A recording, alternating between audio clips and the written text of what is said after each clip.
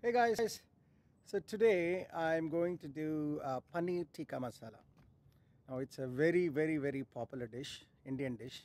In fact, the chicken tikka masala, it's I would say the more popular cousin is the real deal. But for vegetarians like me, paneer tikka masala is a good substitute. It's a very popular. It's a North Indian dish. Of course, like with other dishes, I haven't done this. First time I'm going to do, but let's see how that goes. Come with me. So, for making paneer tikka masala, broadly there are three steps. One is like three stages, in I would say. First stage is to marinate the paneer in a proper sort of masala. So that is one stage, and the second one is to creating the gravy, and then third one is mixing these two and cooking it a little bit and finishing it with garnishing. Those are the three stages of paneer tikka masala, and I will take this one step at a time and we'll see how it goes. So these are the ingredients you need to have. First one is like I've taken one piece of garlic and some ginger. So I need to make a ginger garlic paste. That is something we have to start with. Then I have a teaspoon of garam masala. So this is the garam masala that I got, Everest garam masala. So you have a teaspoon of that. Then I have a teaspoon of red chili powder. I mean, both of this you can manage. Maybe you can add a little more or a little less depending on how the taste comes in. And then I have a half a teaspoon of turmeric powder, one full onion cut onions. Then I have about 250 grams of fresh paneer. And this is the key to paneer tikka masala, obviously. So I've taken it, cut it into small cubes and kept it ready. Then I have a bowl of thick Greek yogurt. So that's the bowl that I have it ready. Then I have a tomato, canned tomato. Thanks to COVID times, I don't have tomatoes now. So I have the canned tomatoes, about 1.5 tomatoes ready there. Then I have some cashew nuts and badams would be nice, like almonds would be great, but I don't have almonds at home. But I had pistas, so I'm adding pista nuts. So some about, let's say, 10 each. And then I have a spoon of fenugreek seeds, methi. So I have a spoon of that, like a teaspoon of that. So that's of course from there salt and some oil as the case may be. So that's the fundamental need for making paneer tikka masala. First step is I'm making a good ginger garlic paste. So I'm just grinding it in my local hand grinder. I think I don't have a ginger garlic paste, so I'm making it fresh right now. So here you go. I made this nice ginger garlic paste, which I'll use it as for my chicken tikka masala. So as I said, the first step is to create the marination of the tikka. So for the paneer, I mean. So the way you do that is take your curd, put it in a bowl. Then let's take about half a teaspoon of this freshly ground ginger garlic paste. I'm going to take half a spoon of garam masala, the Everest garam masala. Let's put that in. And I'll take half a spoon of chili powder. Then I take about, again, all half of it because it's first step, half a teaspoon of turmeric. Then I do about a little bit of fenugreek seeds, methi. Let's take some methi here.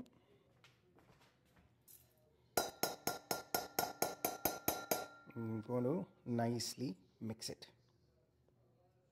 So as I'm going to nicely mix it, I'm just going to add like a little bit of olive oil as well. I'm just going to take, like, say, half a teaspoon of olive oil, not more than that is needed, and mix it nicely.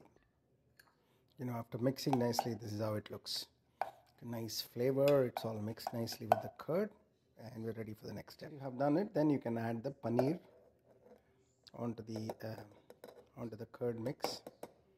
Okay, now this is where it needs to marinate, right? So you're going to mix the paneer and also about half, like you've cut in about one full onion, right? So take about half onion and put it in, and we mix it again.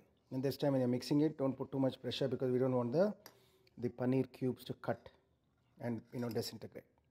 So this is how nicely paneer mixed with the gravy, and then to that you can add about maybe half a spoon of salt. Let's add that and mix it, and now keep it in the fridge for marination. While you prepare the masala side of things, this will be in the fridge and it will marinate.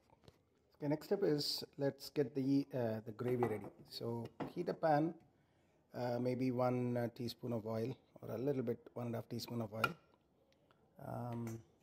and then let it heat up, and then you can start adding stuff to start getting heated up. So basically, I got all the masalas ready, and all of this will essentially go into this. So once it gets heated up, I'll sort the onions and then the tomatoes, and then add all of this and make get the raw smell out of it basically. Okay, let's put some onions.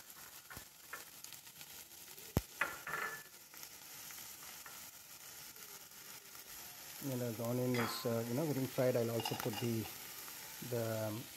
cashew nuts and pista that I kept it ready. Let it also fry a little bit.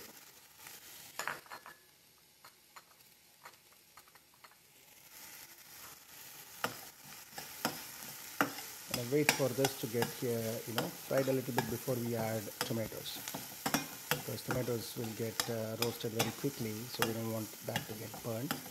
So let's get the onion first.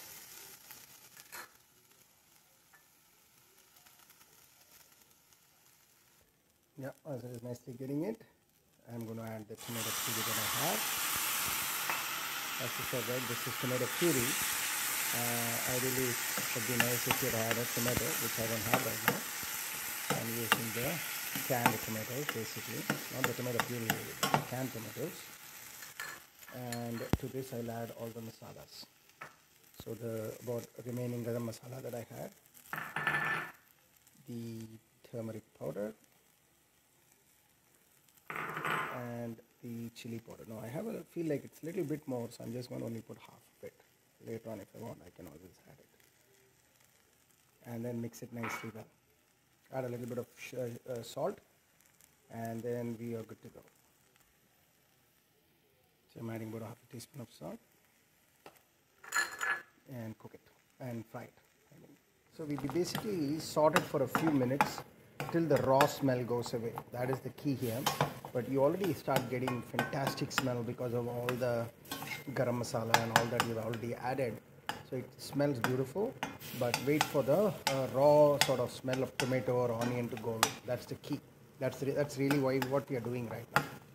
I think it has gone away now, so I'm going to switch it off.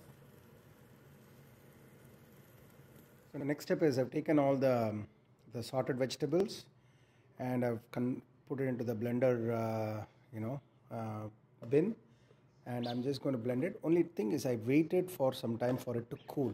It's important that you don't do the blend when it is very hot. So I waited for it to cool, and I also added about 3/4 glass of water, and now I'm going to make the masala. And it's just made it into a nice sort of puree. So a little bit of items are still there, so I'm going to blend it a little bit more, but I really like the consistency and the smell already coming out of it. The masala is ready. I just want to I've just taken 2 small pieces of cardamom, and then very small stick of 2 sticks of cinnamon stick, and 1 or 2 clove, and I'm just grounding it. Just it'll give a nice smell basically. It'll increase the flavor of the tikka masala. So I'm just doing that. Yeah. So I'm heating the pan, and I'll take about 1/2 spoon of ghee. Allow it to melt. Just 1/2 spoon is enough. And then the spice mixture that I had, I'm just sorting it. Yeah, just wait. Toast the spice mixture. And to that I'll add about a spoon of the ginger garlic paste that I've created, the remaining ginger garlic paste. I smell like that. And then it's important that we fry this properly so that we don't have the garlic smell. We need the garlic smell to be removed.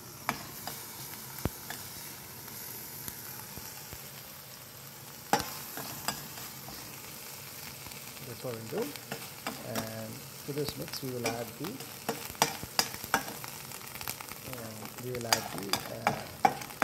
the puree that we have created. The ground paste is ready, the ginger garlic paste with spice ready, and I just literally mix it up. And you can see a nice thick gravy is already being formed, and I now need to cook this one properly. The next step is heated a tawa, and I've taken the marinated paneer cubes and I'm sort of roasting it with one spoon of oil. So the idea here is to do that till it becomes golden brown and all the wet curd gets completely dried up, so it becomes dry paneer. Till that time you keep doing it. Smoky flavor, you can also do this. I can see that smoke will see that smoke is coming, not too much, be careful it shouldn't catch fire or something, but a little bit just to get the smoky flavor. This adds to the wonderful flavor of the paneer. The next batch, and then we already smoked the paneer and I've added to it. Beautiful color, and then we'll garnish it with a little bit of coriander and some green chili, and we are good to go. So the final step is putting some not really fresh coriander, whatever coriander we have given COVID, put it in, and we have at least a nice looking paneer tikka masala ready. Then we can have this, serve it with rice, naan or chapati. Okay, take care guys, enjoy.